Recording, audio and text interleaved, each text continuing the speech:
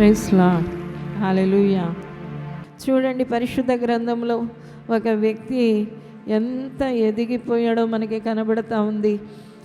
ఎస్తేరు గ్రంథం 9వ అధ్యాయం 4వ వచనం చూస్తే, మొర్దెకై రాజు యొక్క నగరులో గొప్పవాడాయను. ఈ మొర్దెకై అనువాడు అంతకంతకు గొప్పవాడగుట చేత అతని కీర్తి సంస్థానములన్నిటి యందు వ్యాపించను. అంతకంతకు గొప్పవాడైపోయాడు. మొర్దెకై అనే అతను అంతకంతకు గొప్పవాడైపోతున్నాడు.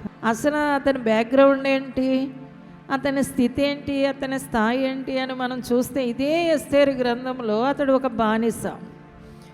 ఇదే ఎస్తేరు గ్రంథంలో అతడు ఒక బంట్రోతు, ఒక బయట గేటు దగ్గర ఉండే ఆ గేటు కాపరి.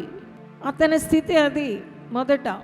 అయితే ఆ తర్వాత మనము 9వ అధ్యాయం 4వ వచనంలోకి చూసేటప్పటికి మొర్దెకై గొప్పవాడైపోయాడు. దేవునికి స్తోత్రం. అతను అంతకంతకు గొప్పవాడయ్యాడు. హల్లెలూయా. అతని ముగింపు చూడండి. అతను ముగించే దినాలకు వచ్చేటప్పటికి అతని స్థితి ఎంత ఘనంగా ఉంది అంటే, అన్యుల దేశంలో బబులోను సామ్రాజ్యంలోనే అతడు మహోన్నతమైన ముఖ్యమంత్రిగా చలామణి అయ్యే స్థితిలో ఉన్నాడు. రాజ నగరానికే అతడు ఒక మూలకంబంగా ఉన్నాడు. ఇంత గొప్ప స్థితికి ఎదుగునంతగా దేవుడు అతన్ని ఆశీర్వదించాడు. అయితే అతని ఎదుగుదలకి అనేక శత్రువులు వ్యతిరేకంగా నిలిచి పనిచేశారు.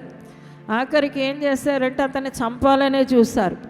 హామాన్ అనేవాడు ఒక ఉర్రికొయ్యి తీయించి ఇతన్ని ఎలాగైనా భూమి మీద లేకుండా చేసేయాలి అనుకున్నాడు. అలాగ అనుకొని అతనికి విరోధంగా ఒక ప్లాన్ కూడా, ఒక పథకం చేస్తున్నాడు. ఎవ్వరు ప్లాన్ చేసినా ప్లాన్లు ఏమీ పారలేదు.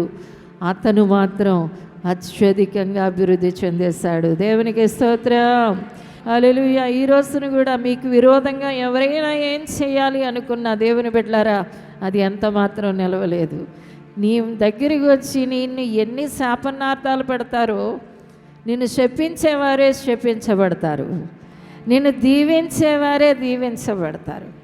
ఇది దేవుడు నీకు ఇస్తున్న వాగ్దానం. దేవునికి స్తోత్రం. ఆనాడు అబ్రహాముతో దేవుడు ఏం చెప్పాడో అదే దేవుడు ఈ రోజున కూడా చెప్తున్నాడు. నువ్వు చుట్టూ ఎంతమంది వ్యతిరేకులు ఉండని, నువ్వు పైకి ఎదగకూడదని వాళ్ళు ఎన్ని పథకాలు చేయని, వాళ్ళే కిందకి దిగిపోతారు, కానీ నీవు రోజు రోజు పైకి వెళ్ళిపోతావు. దేవుడి యొక్క అద్భుతమైన ప్రణాళిక నెరవేర్చబడడానికి తన జీవితంలో మొర్దెకై ఏం చేస్తూ ఉన్నాడు అంటే, దేవుని బిడ్డలారా, మనం ఎస్తేరు గ్రంథం 4వ అధ్యాయం చూసినప్పుడు మనకి అతను ఒక అద్భుతమైన దృశ్యంగా కనబడతా ఉన్నాడు. చూడండి, 4వ అధ్యాయం 1వ వచనం చదువుదాం.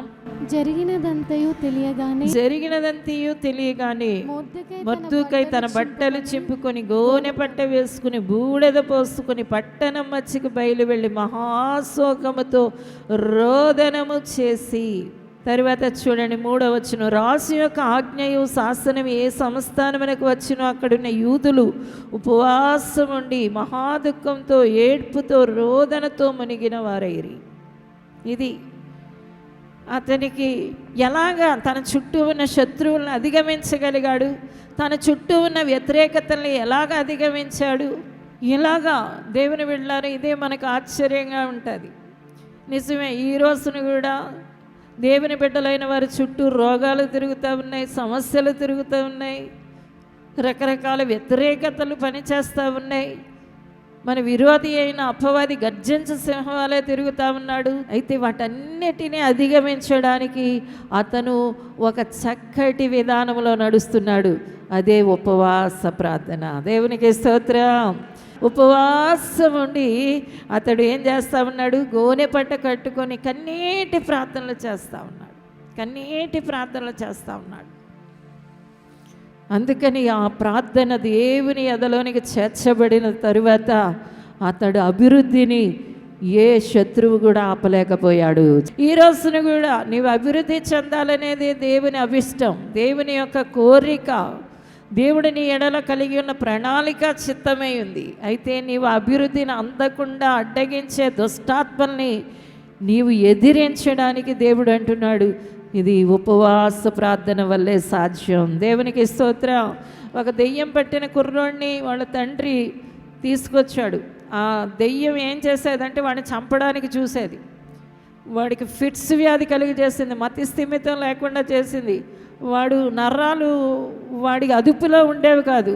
వాడు అగ్గిలో నీళ్లలో పడి చావడానికి ప్రయత్నించేవాడు. యేసుప్రభు శిష్యుల దగ్గరికి తీసుకెళ్తే వాళ్ళు ప్రార్థన చేస్తున్నారు కానీ ఆ పని అవ్వడం లేదు.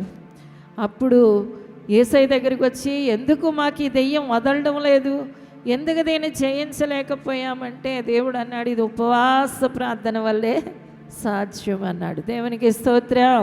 కాబట్టి దేవుని బిడ్డలారా, మీరు ఉపవాస ప్రార్థన, కన్నీటి ప్రార్థన చేయడానికి దేవుని సన్నిధిలో సిద్ధపడుతున్నప్పుడు, మీ ప్రార్థన నీతిగల ప్రార్థనగా ఉన్నప్పుడు, ఆసక్తితో కూడిన ప్రార్థనలు చేస్తూ ఉన్నప్పుడు నిశ్చయంగా మీ అభివృద్ధిని ఎవరు ఆపలేరు. హల్లెలూయా. కొందరు క్రైస్తవులు ప్రార్థన విజ్ఞాపనలు చేయరు దేవుని సన్నిధిలో. వారికి ఉపవాసం తెలీదు, జాగరం తెలీదు, దేవుని దగ్గర కూర్చోలేరు. కాబట్టి వారి మీద సాతాను విజయాన్ని పొందుతాడు. వారి నేల మట్టు వరకు వాళ్ళని అనుస్తూనే ఉంటాడు. దేవుడి యొక్క ప్రణాళిక వారి జీవితంలో నెరవేర్చకుండా చేస్తాడు. కానీ నీవు ప్రార్థన చేసే వ్యక్తివైతే నిన్ను ఏ శత్రువు కూడా నీ అభివృద్ధిని అడ్డగించలేడు. రాజ శాసనమే బయలుదేరిపోయింది మొర్దెకైకి. అతని జాతి అంతటినీ చంపేయాలనే శాసనమే బయలుదేరిపోయింది. కానీ ఉపవాస ప్రార్థన ముందు గడగడ వణికింది. దేవుడు అంత గొప్ప అద్భుతమైన ఫలితాన్ని దేవుని బిడ్డలారా ఇచ్చాడు. కాబట్టి ఈ రోజున దేవుడు నిన్ను అభివృద్ధి చేయాలి అనుకుంటున్నాడు. అత్యున్నతమైన అభివృద్ధిలోనికి నేను తీసుకెళ్ళాలనుకుంటున్నాడు. రోజు రోజును పైకి వెళ్ళేలాగా దేవుడు నేను ఆశీర్వదించాలనుకుంటున్నాడు. దాన్ని అడ్డగించే దెయ్యపు శక్తులను మీరు పారద్రోలగలిగితే దేవుని బిడ్డలారా మీరు గొప్ప విజయాన్ని పొందగలుగుతారు. హల్లెలూయా. తర్వాత చూడండి, న్యాయాధిపతుల గ్రంథం 4వ అధ్యాయం 24వ వచనాన్ని చదువుదాం. తరువాత వారు కానాను రాజైన యాబేనును సంహరించు వరకు ఇశ్రాయేలీల చేయి కనానీ రాజైన యాబీనుకు విరోధముగా అంతకంతకు హెచ్చించు వచ్చును. హల్లెలూయా. ఇశ్రాయేలీల చెయ్యి ఆ రోజుల్లో ఉన్న కనానీలకు విరోధంగా అంతకంతకు హెచ్చిందంట. అంతకంతకు. దేవుని బిడ్డలారా, ఇశ్రాయేలీలు దేవుని బిడ్డలు, కనానీయులు అనేవారు వారి శత్రువులు. వారు ఎంతో వ్యతిరేకంగా ఇశ్రాయేలీల మీదకు వచ్చి ఇశ్రాయేలీల్ని నాశనం చేయాలని చూస్తూ ఉన్నారు. ఆ సమయంలో వాళ్ళలో ఒక బలిష్టమైన జ్ఞానవంతుడైన ఒక వ్యక్తి ఉన్నాడు. అతని పేరు సిసెరా. అతడికి 1000 ఇనుపరథాలు ఉన్నాయి. అయితే అతడు ఏం చేస్తాడు అంటే, అతడు ఇశ్రాయేలీలని తరుముతా ఉన్నాడు. ఇశ్రాయేలీలు అతనికి భయపడతా ఉన్నారు. అలాంటి సమయంలో దేవుని బిడ్డలారా, ముందు వచనాలలో మీరు చదివినప్పుడు అక్కడ మనకు ఒక స్త్రీ కనబడతా ఉంది. ఆమె ఎవరు అంటే 17వ అధ్యాయములో యాయేలు. దేవునికి స్తోత్రం. ఈ యాయేలు అనే స్త్రీ ఏం చేస్తూ ఉంది అంటే, ఆ శత్రువైన కనానీయుడైన యాయేరుని మట్టు పెడతా ఉంది. అది మధ్యాహ్న కాల సమయంలో వచ్చి పారిపోతా ఉంటే ఆ శత్రువుని లోపలికి పిలిచి పాలిచ్చి, మేగడ పాలిచ్చి కూర్చోబెట్టి, మీరు ఇదంతా చదివితే కనుక మీకు అర్థమవుతుంది. అప్పుడు ఒక కణతలో ఒక మేక తీసి కొట్టేటప్పటికి అతడు అక్కడికక్కడే చచ్చి ప్రాణం విడిచాడు. ఆ తర్వాత ఇశ్రాయేలీలందరూ కూడా ఆ కనానీయుల మీద విజయం పొంది అంతకంతకు విజయం పొందారట. దేవునికి స్తోత్రం. వాళ్ళ విజయానికి కారణం ఎవరు అంటే ఒక స్త్రీ. ఆ దినాలలో అక్కడ ఇంకొక స్త్రీ మనకి కనబడతా ఉంది. ఆమె పేరు దెబోరా. ఈ దెబోరా అనే స్త్రీ ఇశ్రాయేలీలకు న్యాయాధిపతిగా ఉంది. యాయేలు అనే స్త్రీ కనానీయుల్ని సంహరించింది. కాబట్టి ఆ దినాలలో ఇశ్రాయేలీలు శత్రువుల మీద గొప్ప విజయాన్ని పొందుతున్నారు. దేవుని బిడ్డలారా, మీరు అభివృద్ధి పొందుతూ ఉంటే, దేవుడు మిమ్మల్ని అభివృద్ధి చేస్తాను అంటుంటే, మీ అభివృద్ధిని ఆపే శత్రువుని హతమార్చడానికి ఇశ్రాయేలీల్లో 2 స్త్రీలు లేపబడ్డారు. ఒక ఆవిడ పేరేంటి? దెబోరా. రెండో ఆవిడ పేరు యాయేలు. దేవునికి స్తోత్రం. వీళ్ళిద్దరి వల్ల ఇశ్రాయేలీలు ఏం పొందారు? శత్రువుల మీద విజయాన్ని పొంది అంతకంతకు జయం పొందారట. ఇంత విజయానికి, ఇంత గొప్ప ప్రతిఫలానికి కారణం ఏంటి? ఇంతకీ ఆ స్త్రీలు ఏం చేశారు అంటే, వాళ్ళు దెబోరా అంటే తేనెటీగ అని అర్థం. చూడండి, తేనెటీగ యొక్క లక్ష్యం ఏంటి? లేకపోతే తేనెటీగ ఏం చేస్తుంది అంటే, పువ్వుల్లో ఉన్న కొంచెం ఆ మకరందాన్ని తీసుకొని కొంచెం కొంచెం తీసుకొని అది ఒక గూడు తయారు చేసుకుని ఆ గూడులో తేనంతటిని పోగు చేసుకుంటుంది. ఆ తరువాత అందులో గుడ్లు పెట్టి పొదుక్కుంటుంది. తన సంతానాన్ని ఆ రీతిగా అభివృద్ధి చేసుకోవడానికి తేనెటీగ ఎంతగానో ఉపయోగపడుతూ ఉంటుంది. తేనె తింటే విడిచిపెట్టని వాళ్ళు ఉండరు, అంత మధురమైనది. బైబిల్ కూడా దేవుని వాక్యం గురించి చెబుతూ ఉంది, అది తేనె కంటే మధురమైనది అంటున్నాడు. 19వ కీర్తనలో కీర్తనాకారుడు ఏమంటున్నాడు? అది తేనె కంటే మధురమైనది. ఈ రోజున దేవుని వాక్యాన్ని హృదయములో పెట్టుకునే స్త్రీలు తేనెను సంపాదించుకున్న వాళ్ళే. దేవునికి స్తోత్రం. అలాంటి వాళ్ళు ఏం చేయగలుగుతారు అంటే శత్రువుని జయించగలుగుతారు. హల్లెలూయా. ఈ రోజున ఎందుకు సాతాను మాయలో, మోసంలో, కుయుక్తిలో, శోధనలో పడిపోతున్నారు అంటే వాక్యం లేక, సత్యం తెలియక. సత్యం తెలియని వాళ్ళు సాతాను మాయలో పడిపోతూ ఉంటారు. చాలామంది క్రైస్తవులు అనబడిన వారే మంత్రాలకు వెళ్తారు, చేతులు చూపించుకుంటారు, ముహూర్తాలు పెట్టించుకుంటారు, జ్యోతిష్కుల దగ్గరికి పోతారు, తాయెత్తలు కట్టించుకుంటారు, దెయ్యాలను ఆశ్రయిస్తారు. కారణం ఏంటి అంటే వారికి దేవుని శక్తి గల వాక్యం లేదు. దేవుని బిడ్డలారా, దేవుని శక్తి గల వాక్యం ఉంటే ఎలాంటి తప్పుని కూడా వాళ్ళు చెయ్యలేరు. దేవునికి స్తోత్రం. ఈ రోజున దేవుని వాక్యం నీలోనికి వస్తే నీవు అంతకంతకు అభివృద్ధి చెందుతావు. దేవుని బిడ్డలారా, ఒక వ్యక్తికి వాక్యం లేక అభివృద్ధిలోనికి వెళ్ళలేకపోతున్నారు. అందుకని యేసయ్య చెప్పారు. యేసయ్య ఒక ఇంటికి వెళ్ళారు బేతనీ గ్రామంలో. ఆ ఇంటికి వెళ్ళగానే మరియా అనే స్త్రీ ఏం చేస్తూ ఉందంటే యేసయ్య పాదాల దగ్గరే కూర్చుని ఉంది. ఆయన చెప్పే బోధ అంతా ఆలకిస్తూ ఉంది. మార్త ఏం చేస్తూ ఉంది అంటే, అయ్యో యేసయ్యకి విందు చేయాలి కదా, భోజనం వండి పెట్టాలి కదా అని చెప్పి వెళ్ళి లోపల వంటలు తయారు చేస్తూ ఉంది. వంటలు తయారు చేస్తూ ఉంటే చాలామంది శిష్యులు వచ్చారు, చాలామంది విశ్వాసులు వచ్చారు. కాబట్టి ఒక్క పని నేను ఒక్కదాన్నే చేసుకోలేనని వాళ్ళ చెల్లెల్ని సైకి చేసి పిలుస్తూ ఉంది రా అని. ఆమె రావడం లేదు, ఎంతకీ రావడం లేదు. ఇక చివరికి విసిగిపోయి ఎవరి దగ్గరికి వెళ్ళి చెప్పిందంటే యేసయ్య దగ్గరికి వెళ్ళి చెప్పింది. యేసయ్య, నా చెల్లెలు నా మాట వినడం లేదు, మీరైనా కొంచెం చెప్పండి అంటుంది. అప్పుడు ప్రభు చెప్పారు, దేవుడే చెప్తున్నారు, ఆమె ఉత్తమమైనది ఏర్పాటు చేసుకుంది కాబట్టి అది ఆమె యొద్ద నుండి తీసివేయబడదు. నీవు దేవుని వాక్యం వినే స్త్రీవైతే ఇక నీ దగ్గర నుండి ఏది తీసివేయబడలేదు. సాతాను దేనిని దొంగలించలేదు, నీ అభివృద్ధిని దొంగలించలేదు. కాబట్టి దేవుని బిడ్డలారా, కొంచెం సమయం ఉన్న దేవుని వాక్యాన్ని వినండి. సెల్ ఫోన్లో ఆడియో బైబిల్ పెట్టుకొని వాక్యం వింటూ ఉండండి. దేవుని మాట ఒక్కొక్క మాట జ్ఞాపకం చేసుకోండి. దేవుని వాగ్దానాలు జ్ఞాపకం చేసుకోండి. మీరు వాక్యం మీలో ఉండగలిగితే మీ అభివృద్ధిని ఎవరు ఆపలేరు. మీరు అభివృద్ధి పొందాలనుకుంటున్నారా? అంతకంతకు అభివృద్ధి పొందాలి అనుకుంటే దేవుని వాక్యం చేత మీ హృదయం సమృద్ధిగా నింపబడాలి. ఆయన వాక్యం మనల్ని బాగు చేస్తుందట. ఆయన వాక్కు మనల్ని ఆశీర్వదిస్తుంది. దివారాత్రులు దేవుని వాక్యాన్ని ధ్యానించేవాడు ఎలా ఉంటాడట? నీటి కాలువయోరని నాటబడిన చెట్టు వలె ఉంటాడు, ఫలమిచ్చే చెట్టు వలె ఉంటాడు. ఎప్పుడు కూడా ఫలాలు ఇస్తానే ఉంటారు. కాబట్టి నీలోనికి దేవుని వాక్యం వచ్చింది అంటే నీ అభివృద్ధిని ఏం చేయలేరు, ఎవ్వరు ఆపలేరు. యాయేలు అనే స్త్రీ ఎప్పుడు చంపింది శత్రువుని అంటే, సిసేరా అనే శత్రువుని ఎప్పుడు చంపింది అంటే మెట్ట మధ్యాహ్నం వేళ. మధ్యాహ్నం అనగానే మీరు తెలుసుకోవాలి, ఎందుకంటే అప్పుడే భోజనం చేసి కూర్చుంటారు. కూర్చోగానే ఏం చేస్తుంది, బాగా నిద్ర పడతా ఉంటుంది.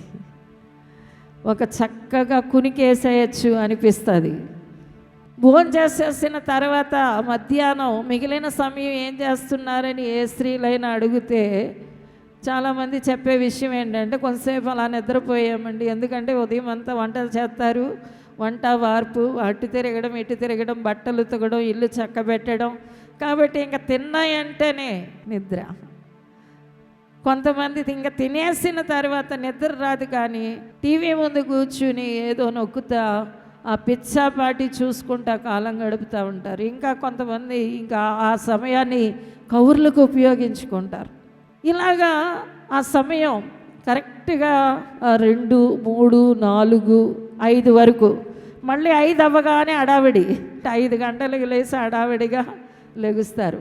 మరి ఈ 2, 3, 4, 5 ఏం చేశారు అంటే వేస్ట్ చేశారు. కరెక్ట్గా మిట్ట మధ్యాహ్న కాల సమయంలో యాయేలు ఏం చేస్తూ ఉంది చెప్పండి?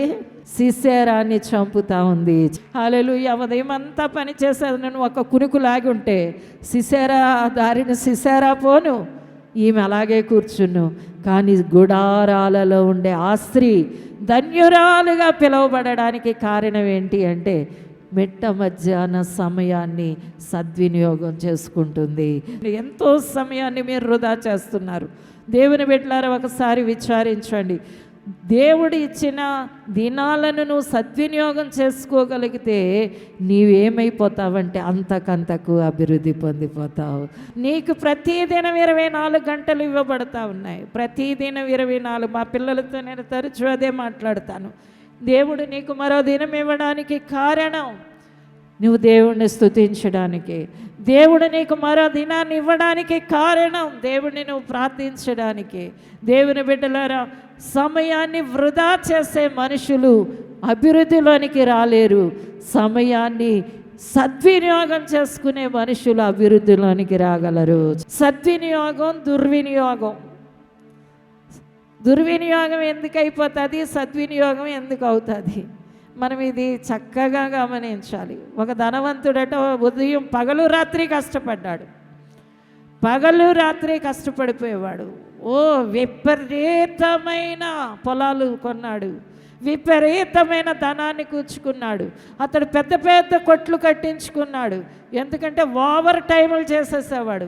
ఉదయం కష్టపడతాడు, మధ్యాహ్నం కష్టపడతాడు, ఇంకా రాత్రి కూడా వదళ్ళు కష్టపడతాడు. కానీ అతని గురించి బైబిల్ చెబుతా ఉంది, ఎర్రివాడ అంటుంది. ఏమంటుంది చెప్పండి?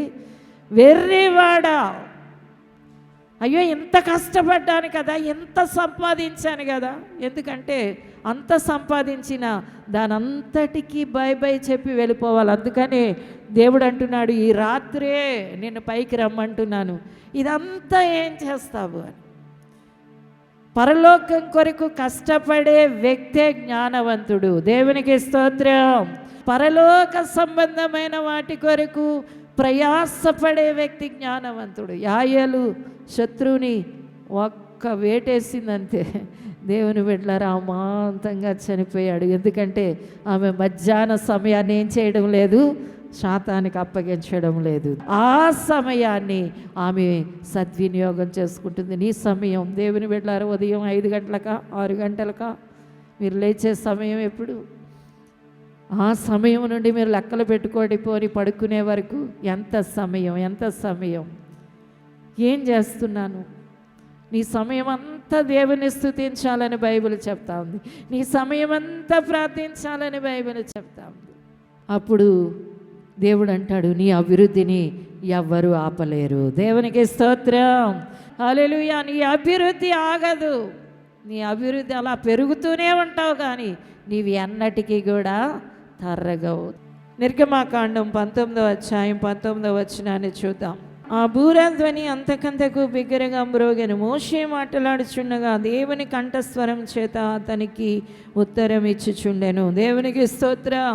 మోషే అనుభవాన్ని చెబుతా ఉన్నాడు. ఇదిగో నేను ఒక స్వరాన్ని వింటున్నాను, అది అంతకంతకు అభివృద్ధి చెందుతుంది. బూరాధ్వనిలాగా నా చెవిలో వినబడతా ఉంది. ఆ స్వరానికి నేను లోబడుతున్నాను అని చెప్తున్నాడు. దేవునికి స్తోత్రం. మహిమలోనికి మహిమ నుండి మహిమకి వెళ్ళడానికి, దేవుని ముఖ ప్రకాశానికి అంచడానికి దేవుని యొక్క అంతకంతకు వచ్చే ఆ దివ్యస్వరాన్ని వినగలుగుతున్నాడు. దేవుని బిడ్డలారా, దేవుడు కూడా మనకిచ్చే అభిషేకం కానీ, మనకిచ్చే మహిమ కానీ, మనకిచ్చే కృప కానీ అది అంతకంతకు పెరుగుతూనే ఉంటుంది. అందుకని అనుదినం మనకి ఉదయాన్నే దేవుడు నూతన కృపనిస్తాడట. నిన్న కృప ఉంది, మరలా ఈరోజు కృప కొత్తగా వస్తుంది. హల్లెలూయా. కృప పెరుగుతుంది, మహిమ పెరుగుతుంది, అభిషేకం పెరుగుతుంది. వాటిని మనం తీసుకోవడానికి ఆశపడాలి. అదంతా ఎవరి కోసము అంటే మన కోసమే. అందుకని మోషే ఎంత మహిమ చేత నింపబడ్డాడు అంటే, అతను కొండ దిగి కిందకు వస్తూ ఉంటే ప్రజలు అతను చూడలేక కళ్ళు మూసుకుని దూరంగా పారిపోతూ ఉన్నారు. ఇక వాళ్ళతో మాట్లాడడానికి అవకాశం లేక ఒక ముసుగు తెచ్చుకొని చక్కగా ముసుగేసుకుని మాట్లాడుతూ ఉన్నాడు. అంత మహిమ ప్రకాశం అతని మీద ప్రకాశిస్తూ ఉంది. ఈ రోజున కూడా దేవుని యొక్క ఈవెలు ఏదైనా కూడా నీలోకి వస్తూనే ఉంటాయి, అధికంగా వస్తూనే ఉంటాయి. అది తరిగేది కాదు దేవుని బిడ్డలారా. అందుకనే దేవుడు అంటున్నాడు, బుద్ధి జ్ఞాన సర్వసంపదలకైనా నిధి అయి ఉన్నాడు. దేవుడిది ఏమవ్వదు, దేవుడు నిధులు ఆయన ఇచ్చేవన్నీ ఎలా ఉంటాయి, పైపైన కనబడేవి కాదు. అవి తవ్వే కొలది వస్తానే ఉంటాయి, అవి తవ్వే కొలది వస్తానే ఉంటాయి, పొందే కొలది వస్తానే ఉంటాయి. కాబట్టి దేవుని మహిమను పొందాలని, దేవుని అభిషేకాన్ని పొందాలి, ఆ కృపను పొందాలని ఎవరైతే ఆశపడతారో వారు అంతకంతకు అభివృద్ధి నొందుతారు. చూడండి, మనం భూమి మీద ఉన్నాం. ఇక్కడ మనకి కురిసే మంచు మనకి కనబడతా ఉంది కదా. మంచు మేఘంలా కనబడుతుంది, ఏదైనా చిన్న చిన్న తుప్పర్లా కనబడుతుంది. మీరు ఎత్తైన కొండ ఎక్కండి, అక్కడ ఉంటుంది మంచు, మిమ్మల్ని కప్పే మంచు ఉంటుంది, గడ్డల్లాగా పడతా ఉంటుంది. దేవుని బిడ్డలారా, దేవుడు కూడా నిన్నేం చేయాలనుకుంటున్నాడంటే కొలతాలైనంతగా నింపాలనుకుంటున్నాడు. దేవునికి స్తోత్రం. దాని కొరకు ఆశపడాలి. కొంతమంది దేవుడి యొక్క మంచి ఈవుల కొరకు ఆశపడరు, అవి అక్కరలేదు. ఎన్నిసార్లు చెప్పిన పరిశుద్ధాత్మ పొందండి అమ్మా అంటే నిమ్మకి నీరెత్తినట్టే ఉంటారు. నాకు ఆత్మ కావాలి దేవా అని ఏ రోజైనా అడిగారా అంటే ఇంకా అడిగిన దాఖలాలే ఉండవు. కొంతమంది అది నాకు వద్దులే అన్నట్టు పక్కన పడేసే దేవుడి ఈవులు నువ్వు ఎలాగ అభివృద్ధి పొందుతావు? దేవుడి ఈవుల కొరకు ఆశతో కనిపెట్టాలి. దేవునికి స్తోత్రం. హల్లెలూయా. నీ మహిమ నాకు కావాలయ్యా, నీ ప్రసన్నత కావాలయ్యా. దావీదు ప్రార్థనలు చూసారా? కీర్తనలో ఎంత అద్భుతమైన ప్రార్థనలు చేస్తూ ఉన్నాడు. దేవా నీ ప్రసన్నత, హల్లెలూయా, నీ ముఖ దర్శనం, నీ తేజో కాంతి, నీ మహిమ. ఇంత మహిమను పొందిన మోషే ఏమంటున్నాడంటే నిర్గమకాండ 33వ అధ్యాయంలోకి వచ్చేటప్పుడు మళ్ళీ అంటున్నాడు, దేవా ఇంకొకసారి నీ మహిమను చూపించవా, నీ మహిమను నాకు చూపించు, నీ ముఖాన్ని చూపించు. దేవుడు ఈవులను ఆశపడే వ్యక్తులు రోజు రోజు అభివృద్ధి పొందేస్తారు. కొంతమందికి ఆత్మ సంబంధమైన ఆశలు ఉండవు, ఆ కోరికలు ఉండవు. కొందరు తెలియక అడగరు, కొందరు తెలుసుండి కూడా నిర్లక్ష్యంగా ఊరుకుంటారు. నీవు దేవుడి దగ్గర నుండి వచ్చే ఆ శ్రేష్టమైన ఈవులు, ఆ సంపూర్ణమైన వరాలు దేవుణ్ణి అడుగుతూనే ఉండాలి, పొందుతూనే ఉండాలి. అప్పుడు నువ్వు అమాంతంగా పైకి వెళ్ళిపోతావు. ఏది నీలో ఉంటే నువ్వు అభివృద్ధి పొందుతావో దేవుడు నీతో మాట్లాడాడు. దేవుని బిడ్డ, ఒకసారి మీ జీవితాన్ని, మీ హృదయాలను పరిశీలించుకోండి. మీరు దైవ ఈవులు కోరుకున్న వారైతే, దేవుని మహిమను కోరేవారైతే, దేవుని అభిషేకాన్ని కోరేవారైతే, దేవుని స్వరాన్ని కోరేవారైతే, దేవుని ప్రత్యక్షతల్ని మీరు కోరేవారైతే మీరు అంతకంతకు అభివృద్ధి నొందుతారు. దేవుని పాదాల దగ్గర ఉపవాసాలతో, జాగరాలతో, ప్రార్థన విజ్ఞాపనలు చేయడానికి సమయాన్ని హెచ్చించే వాళ్ళైతే అంతకంతకు అభివృద్ధి చెందుతారు. నీ సమయాన్ని నువ్వు వృధా చేస్తున్నావు. దేవుని బిడ్డ, జ్ఞాపకం చేసుకో. నీవు వృధా చేస్తే, ఆ సమయం వృధా అయిపోతే నువ్వు అభివృద్ధి చెందలేవు. అది ఒక్క గడి అయినా, ఒక్క గంట అయినా కూడా, ఒక్క క్షణమైనా కూడా ప్రభా వృధా కాకూడదు అని దేవుని సన్నిధిలో మొరపెట్టండి. హల్లెలూయా. పరిశుద్ధమైన తండ్రి, కృపగల దేవానికి వందనాలు అయ్యా. వాక్యం విన్న నీ పిల్లల్ని యేసు నామమున ఆశీర్వదిస్తున్నాను, యేసు నామమున దీవిస్తున్నానయ్యా. ఇది మొదలు నీ బిడ్డలు అభివృద్ధి పొందుదురుగాక. అభివృద్ధి పొందడానికే నువ్వు సృష్టించావని, రక్షించావని గ్రహింపు అయ్యా యేసు నామమున నీ బిడ్డలు కలిగి ఉందురుగాక. మేమెప్పుడు నాశనంగా నిర్మూలమవ్వం, దిగజారిపోం, పడిపోం అనేది అయ్యా తండ్రి ఆ గొప్ప ధైర్యం నిబ్బరం నీ బిడ్డల్లో దయచేయండి.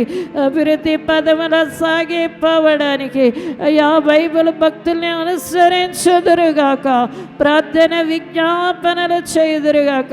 అయ్యా వాక్యమును సంపూర్ణంగా జీవితాలను నింపుకొందురుగాక, సమయాన్ని సద్వినియోగం చేసుకొందురుగాక. నా తండ్రి ఆశీర్వదించండి నాయన.